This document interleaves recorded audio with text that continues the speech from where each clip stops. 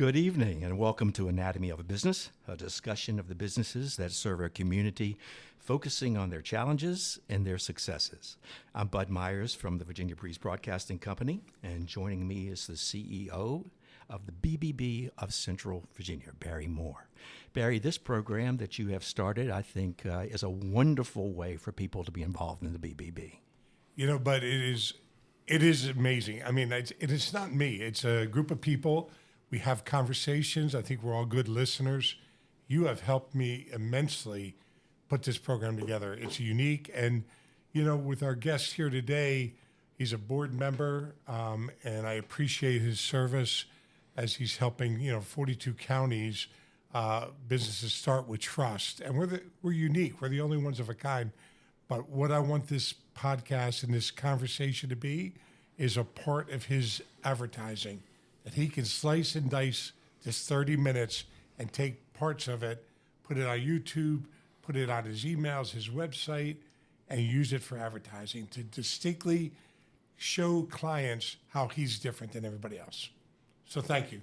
Well, thank you for doing this. I think hopefully our listeners will get not just an idea of the business, but also the motivation and the heart of the business owner itself, which is so important because it's that passion that drives the success, not just the operations.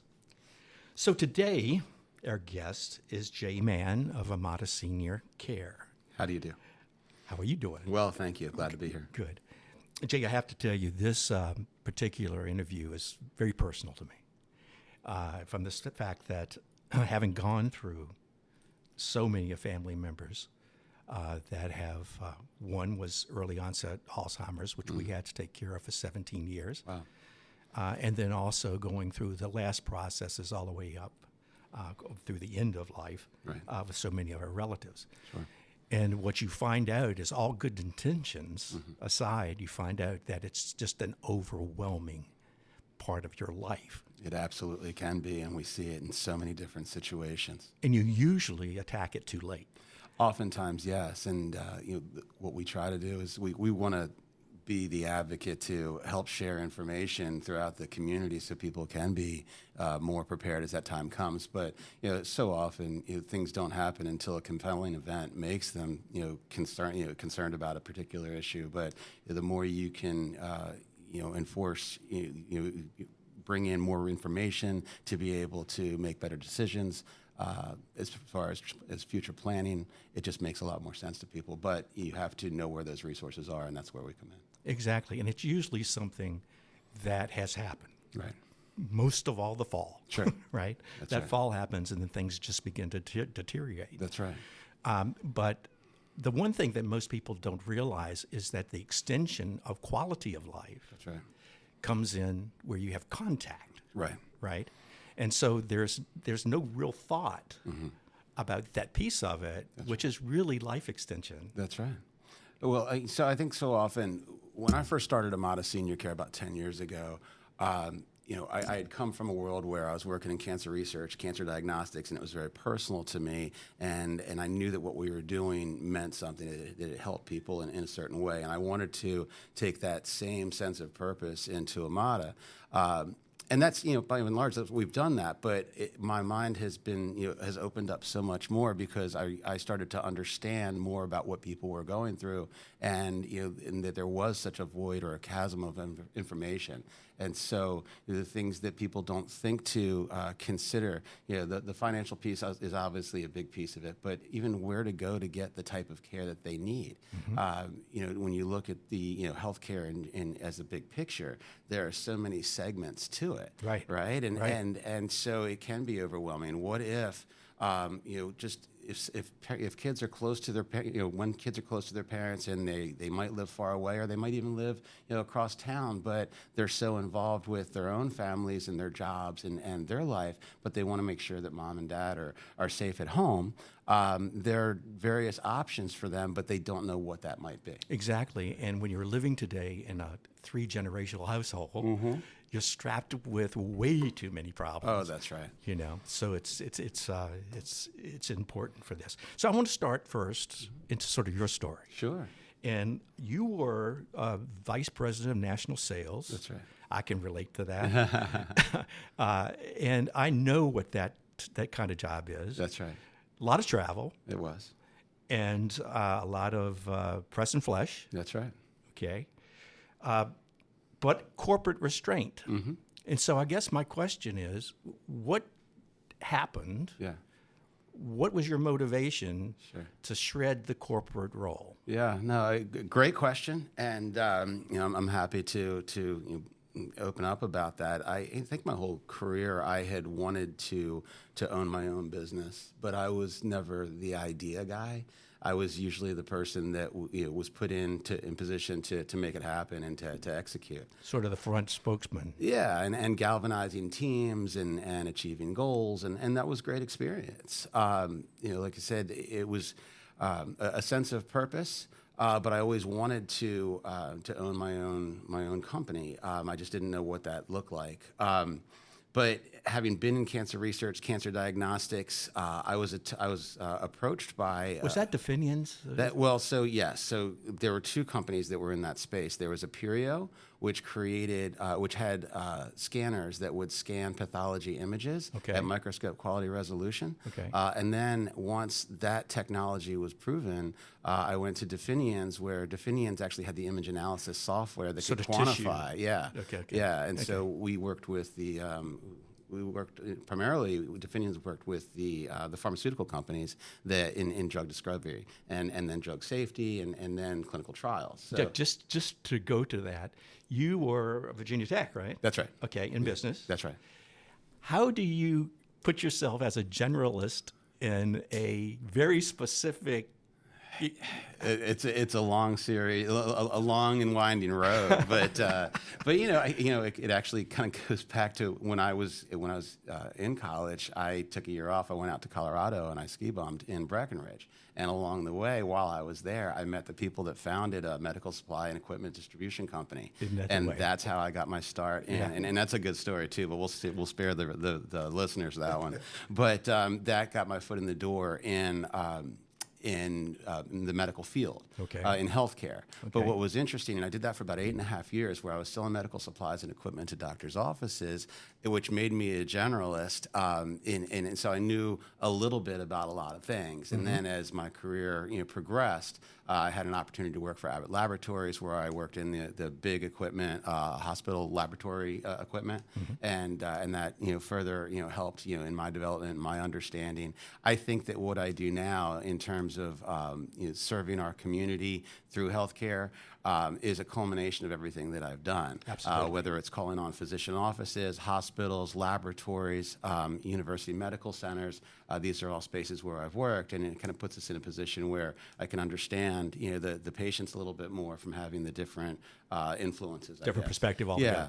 Yeah, and so kind of to answer your question earlier about how did I go from working under the corporate umbrella to my own. Full transparency, I was contacted by a franchise, which is Amada, but at the same time, I wound up losing, like so many other people, I lost my job when the company restructured. Right. And I had to make a decision at 46 years old, do I, with two small kids and the two young kids, and really an expectation for what I wanted out of my career, and did I want to get another job, or did I want to dive in? I had already been contacted by the franchise as someone whose background aligned with theirs, their sense of purpose and sense of mission aligned with mine, and it wound up being the right time to take the chance. And were they in the market prior to this? Yeah, so they were a new franchise at the time, and so I think when I signed, I was the 30th location in the country. Now there are over, I think 300, 10 years later. It's a very well-respected franchise throughout the country, although it didn't always have the name association as some of the others that had been around longer. But I'm very proud of the franchise and what they stand for. So let's go now to specifically back to what pulled the trigger. What made you pull that trigger? Yeah, I mean, like I said, I could either have gotten a job or started my own at that point. And what really did it for me was their sense of purpose and the fact that it was a franchise at the time, I really needed that because I was used to being under the structure of a company. very and at 46 years old, I couldn't make a misstep. I couldn't. This had to work. This Right. wasn't I didn't have a backup plan, right? So Right. I jumped in with full belief in what I was doing, and I had a roadmap from the franchise, which really helped me. And I think we got out of the gate a lot faster than I ever could have on my own. Now, 10 years later, would I like to be more on my own? Sure, absolutely. But that's the game I signed up for, and I'm very proud to represent them. Having been involved in franchises Yeah. early in my life, Right. and having to be the corporate spokesperson to them, Yeah. I took a lot of hits upon the head. Sure, These sure. those franchises always know more than the franchisor. Oh, absolutely. Well, it's a great. I think if someone's considering going a franchise route, I mean, just make sure that you understand the franchisor's values. Right. It was interesting because they found me, but they were not licensed to sell franchises in Virginia at the time that I was available. And even though they had made contact with me and we kind of vetted each other to say, hey, this looks good for both of us, I had to wait 9 months before I was allowed to buy the franchise. And this is at a time that I didn't have money coming in, but I knew in my heart that what they stood for in terms of their integrity and their sense of purpose aligned with what I wanted to do. And so while I was looking for other opportunities, I knew that this was the one that spoke to my heart. So I was willing to wait for them. And in turn, they've been willing to wait for me and help me along. They've given me a lot of internal support. There's a group that I meet with once a quarter that are my peers, where we do a kind of a best practices review, and we just help each other run the best businesses that we can. Gotcha. So the process was in place. That's right. Pretty much. And that helped me a lot. Okay. Yeah. So now, as you've evolved, what Yeah. is your role on a day-to-day basis? Oh, great question, and thank you for that. It's evolving all the time to where I kind of scratched my head. We got through COVID. I thought, right at COVID, we were going to the moon. I had opened a second location, and everything was great. Well, COVID changed the world for everybody, and it was a very difficult time in everyone's history, really. And so we kind of flattened out over that. And for the next couple of years, we started coming back slowly. But I was wondering why we hadn't really accelerated. And I realized, through a lot of trial and error, a lot of talking with people, that I was really the obstacle slowing us down. How so? In the sense that I like a certain level, I like a level of quality, and I tried to touch, a lot of things to make sure that they were that the things were running the way I wanted them to. In healthcare, you cannot mess with integrity. You cannot mess with quality. I've felt for a long time. I've been the recent past president of the Richmond Senior Network. I speak to my peers and I tell them that we have a responsibility to deliver hospital commensurate level service in the home. Now, is that realistic? I don't know. We're trying to get there. It's a lofty goal, but we need to have that kind of reliability. Where do you see the weakest link? Well, you're managing people, right? Exactly. and Exactly. And so what I had to do was I had to get, as we grew as a company, I had to give a lot of credit to my vice president, Dory Abel, who really helped me see this, that I thought that our quality was at a level that was what I would expect. And she was my sales rep, and she said, look, if we're going to be the level you expect, these are the things that we need to do even more. Mm-hmm. And she, at least I had the good sense to listen, and she had the great perspective, and together we've really fortified the infrastructure. Mm-hmm. And the more we fortify the infrastructure, at first it was like, Jay, we need you in the meetings every morning. Now it's, we don't need you here. We got this. Go do something. Go develop the other business. So we're launching a second business right now called Ethel Senior Living, where the first business we have caregivers in the home where we deploy them all over Richmond area, Central Virginia. Right. But the second business will be a line of residential care homes, where the first one is opening this week. We have we'll be licensed for up to eight people in the residential care. It's very home. exciting. Yeah, and so by us fortifying our operations and putting quality first and really driving that accountability, it's enabled me to let them do it and have the confidence that things are going to be run properly. Well, not perfect by any means, Right. but we have processes in place to follow up on everything to make sure that people are getting the level of care and communication that they expect and that we expect for them. Okay, let's actually get to the business. Yeah, sure. But can I just Sure, jump in one more? sure. So a point, Jay, is where I come in, and Bud Myers and Virginia Breeze are an accredited business. Amada is an accredited business. What I am constantly doing for the last 4 years is starting the business owner off with the promise of being accredited. It means a lot more than just a seal on the door, and it's the guidance and the processing. And I think your employee helps you wake up to something that you were getting overwhelmed, probably growing and everything. We were flat, and day yeah. to day, yeah. I mean, and so you got to applaud somebody like that. So Absolutely. you're very lucky, and employees that give you that confidence Right. and give you the insight. So I just wanted to bring that up. So lead with the BBB promise, respect, trust, and integrity. I always say we're an intangible. Everybody says, "What are you doing for me?" We don't. We have 115 years promise that that's what our businesses do, and you're different than the competitor that's not accredited. But it's only if you utilize that brand that it means anything. Agreed. All right, Bud, back to you. All right, well, let's talk about Amada Senior Care. Sure. What do you define? Okay, what is your core business? Sure. And how do you define that? Great. So our business at its core is that we are a senior care agency, meaning that we provide non-medical in-home care for seniors wherever that home may be. They can get that care anywhere from 2 hours a day up to 24 hours a day, 1 day a week up to 7, and any combination in between. Now, along the way, so that's our core business, but where do we really help?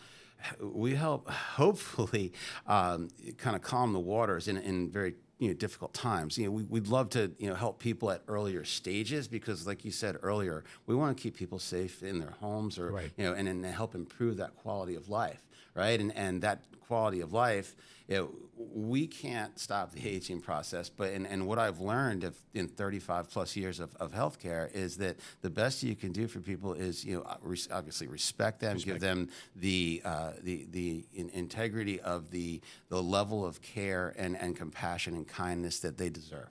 Right, and so we're not going to necessarily we're not going to cure illnesses, and you can't fix everything. We can't prevent falls from happening all the time, but the probability of helping someone and keeping them safe goes way up when they have a caregiver with them.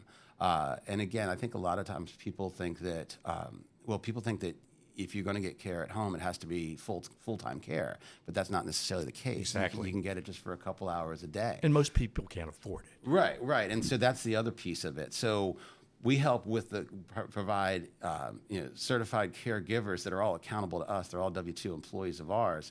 But we also help with the other pieces. So specifically, we help with what we call financial care coordination. How do you pay for this type of care?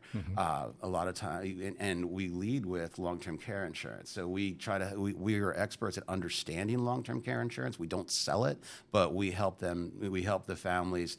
We'll do benefit reviews for them. We'll help them understand what their elimination period is, meaning just like a deductible, and we help them get on claim so that they can use this wonderful asset that they have to help get them the care that they need and hopefully start care sooner rather than waiting for some compelling event, whether it's a fall, whether it's a broken hip, whether it's God forbid a stroke. I mean, these things happen. A lot of times people say, "Oh my goodness, this happened and now we need care right away." Well, that's great. Sorry, that's not great, but we can help them in that time of need, and we can usually do it very quickly. But there are also a lot of people that need a little bit of help each day, or maybe they need help with the laundry. Maybe they need help with going to doctor's visits or something. Right. We can help in small doses as well, but mostly we'll sit down with the families and we'll go through the various financial options that there are to help pay for the care that they need. Right. And it's daily living activities. That's right. So this would be non-skilled care. Right. Now, There are lots of wonderful companies in Central Virginia that provide skilled care. Okay. There are wonderful companies that provide hospice services. There are DME, durable medical equipment companies, and we know most of them. And we also work with, we used to help people find places to live. We've pivoted away from that a little bit because there are so many wonderful placement agents in town that we partner with. And so we're helping people in wherever they are and getting them to the right people. Okay. And so, as I did research for these podcasts and trying to understand the business and you. Yes. On the website, I did have a question, and that was, it does specify the certain types of issues you may be in, whether it's dementia, Alzheimer's, COPD, these kinds of things. Sure. So I guess I am wondering, yes, how do you take your personnel and help them differentiate each one of those situations and what kind of things they would be doing in that situation? It's a great question, and it lends to your point about quality of life, right? Because different people are going to, everyone's different, and different disease types require different types of care and attention, right? So as part of our process, we'll first hear from a family, or it could be the client themselves. Oftentimes it's the family, but not necessarily. And we'll have an initial conversation, whether it's with, usually with one of our representatives. And from there, we'll help them understand what the process looks like and what the type of care they can expect. Again, non-medical care. And that would include help with what we call the activities of daily living, and that might be a term that many are familiar with, and maybe some are not. But the ADLs, or activities of daily living, are what these caregivers are trained to provide help with. And those activities of daily living could be, but are not limited to, cooking, cleaning, bathing, dressing, toileting, medication reminders, companionship, transportation. Sure. So when you think about quality of life, and someone who's living by themselves, doesn't have anybody coming to see them, but they need just a little bit of help, they start looking. If you get them you get the right people with them, the right caregiver with them, then that relationship forms, and they have someone that they're looking forward to that becomes very important to them as well, and that's all lending to a better quality of life, happiness, and it's something they look forward to. So how do we go about doing that? The initial conversations, setting the expectations, but then as per Virginia State Department of Health regulation, we have to provide we have to do a nurse assessment or a health assessment by a registered nurse, which we do at the start of care. Okay. And from all the qualitative information and the nurse assessment, we're able to create a plan of care of what's needed for this particular family or this particular client. And then from there, we'll take that information and her recommendations and knowing what they're challenged with health-wise, and we'll pair them. We try to establish a consistent caregiver from the start, or depending on the number of hours, a consistent team of caregivers. And so they're going to, the caregivers are all going to have either a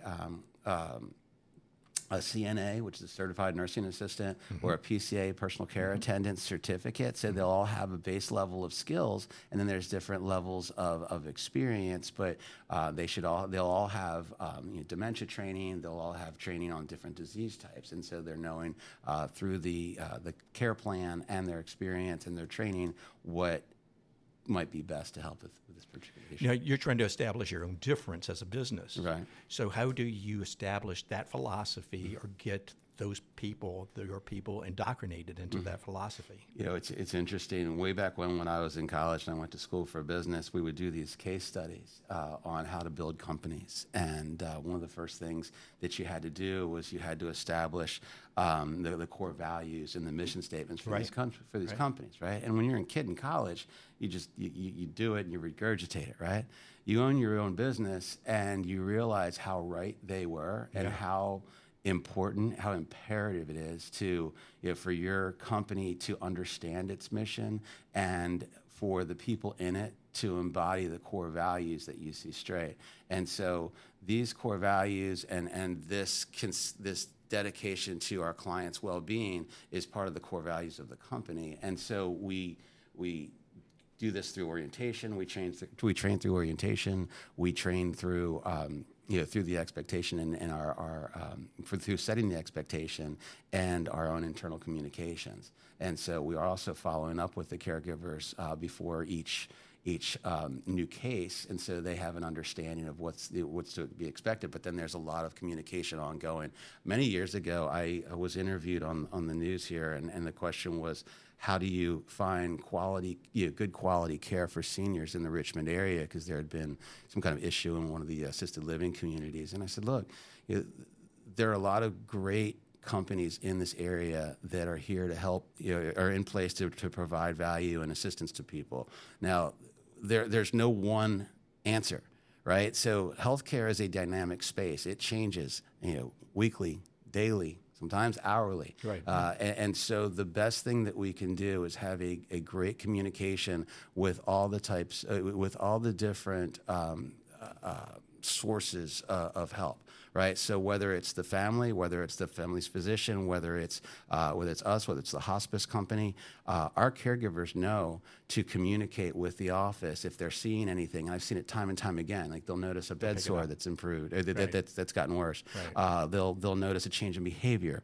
We've discovered UTIs that were driving a client crazy, and we were able to elevate that and get it to now. Like I said, you can't fix everything, but you can put the right quality care, an appropriate level of care in place, and that's the best thing you can do for your loved ones. Having gone through this personally, it takes a special person to want to do this job. That's right.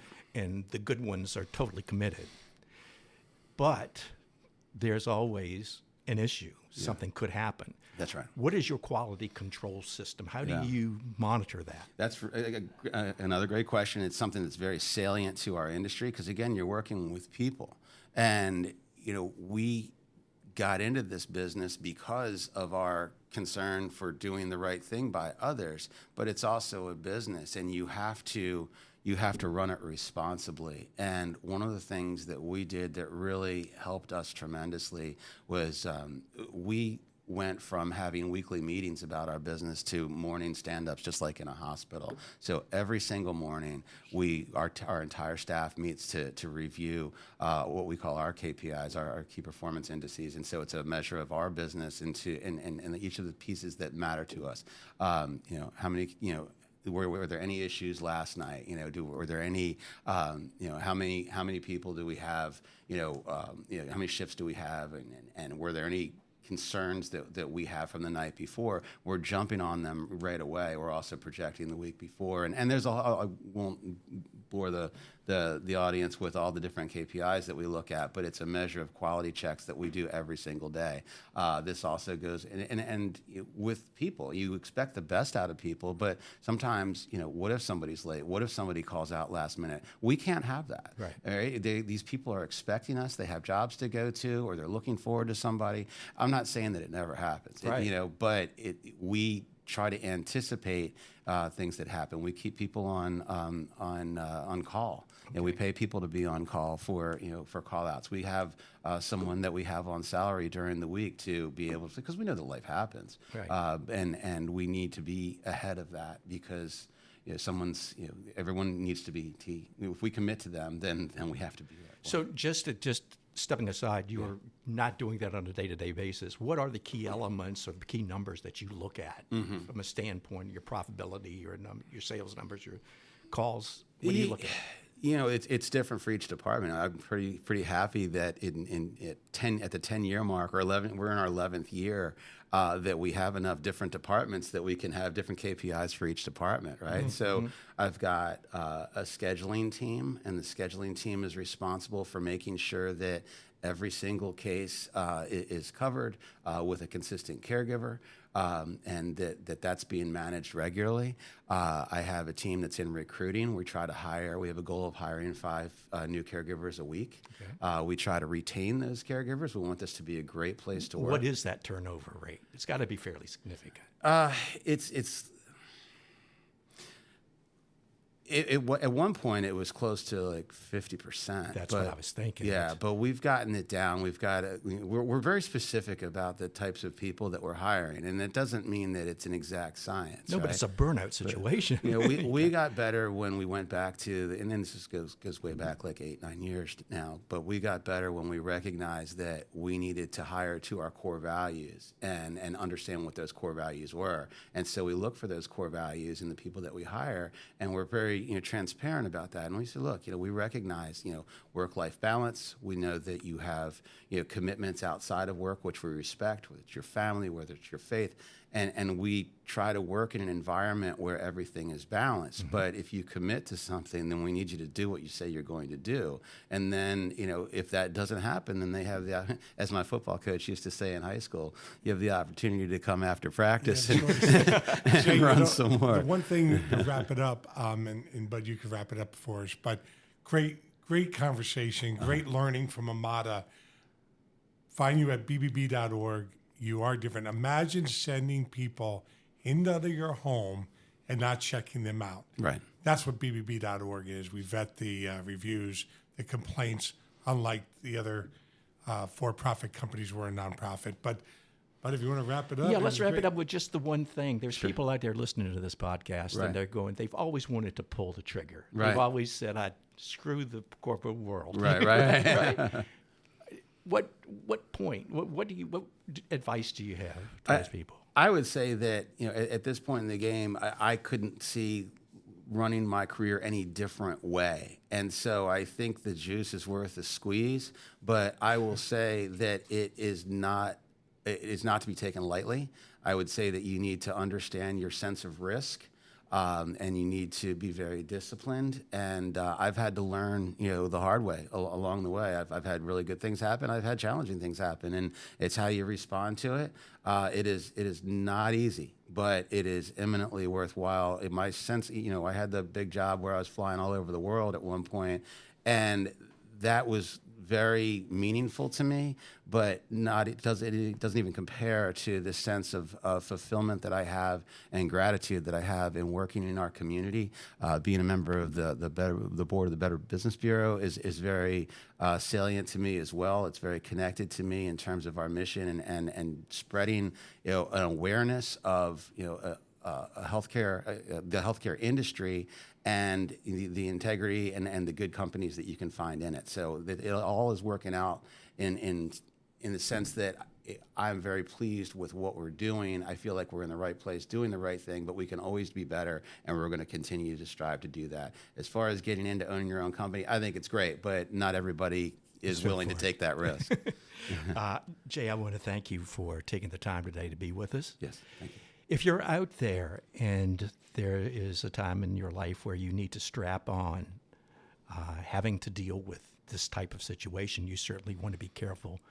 But more than anything, you want to make sure that whatever is occurring, their degree of respect for your individual and family member is there.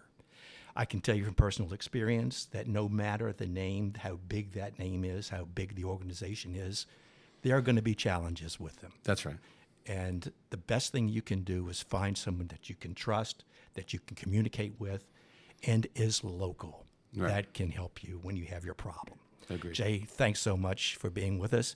You've been listening to Anatomy of a Business, sponsored by the Better Business Bureau. Next week, we will have Bill Barnes from Barnes Insurance. Thank you so much for listening. Till next week, bye-bye.